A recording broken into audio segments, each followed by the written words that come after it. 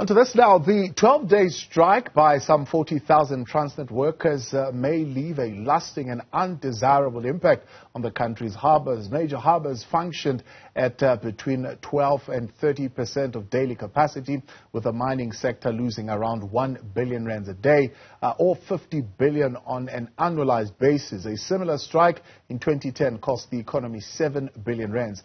This time around, it hit Durban hard as it battles to recover from devastating floods this year and deadly violence during last year's July riots. Now, a spate of violent events on the N3 have also put productivity at the KwaZulu-Natal harbour at increased risk. Joining us now to discuss what can be done to prevent such protracted industrial action that dents our economy is at the centre of risk analysis, Senior Policy Analyst Chris Harting and DA Shadow Minister for Public Enterprises Caleb Kachelia. But first, we begin with Untu's Leshabane, who joins us now to give us their reaction to the deal that they have signed with Transnet.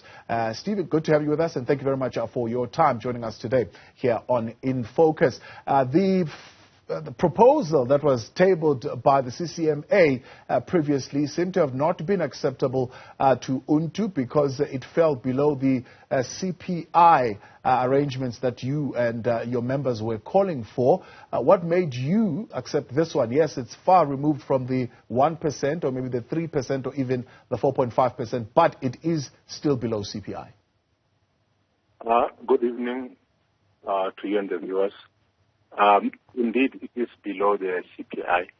However, looking at where we come from and looking at the intervention by the CCMA commissioners, I believe they did a good job, and we believe that the 6% was a good compromise for us in that it's below the CPI by only 1.6%, which is not bad. It's something that we had to accept. We have to be reasonable. It's not every day that you'll get what you want. However, we got what is close to what we wanted. We never rejected the proposal from the commissioners, especially this final proposal by the commissioners. We went out for a mandate, and majority of the branches of Untu accepted. It was around 60% of the branches that accepted the proposed offer. So today we sat down and we negotiated further with management, and we ended up signing the agreement.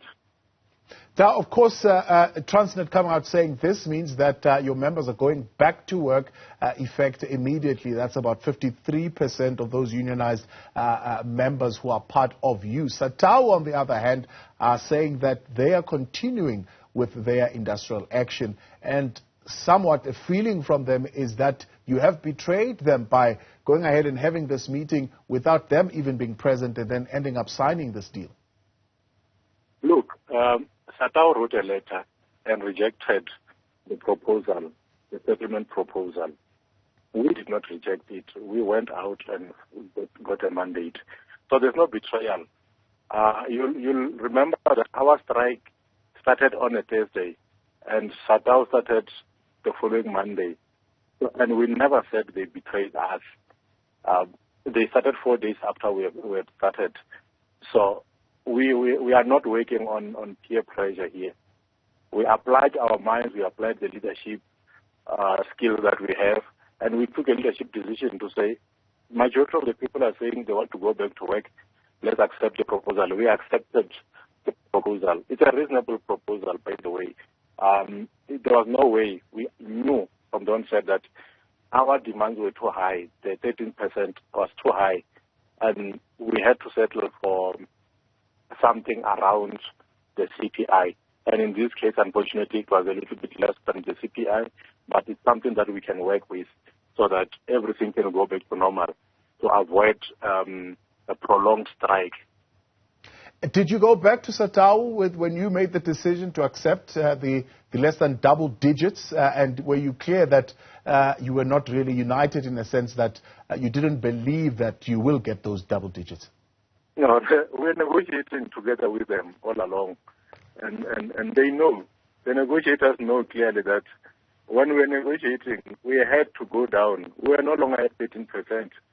And we didn't go to them when we accepted, because they didn't come to us when they rejected the offer. Because the offer was done separately. We were called to a meeting. The commissioner sat down with Untu. After that, they sat down with Satao. They sat down with management and tried to sell this proposal, because the company was saying 4.5%.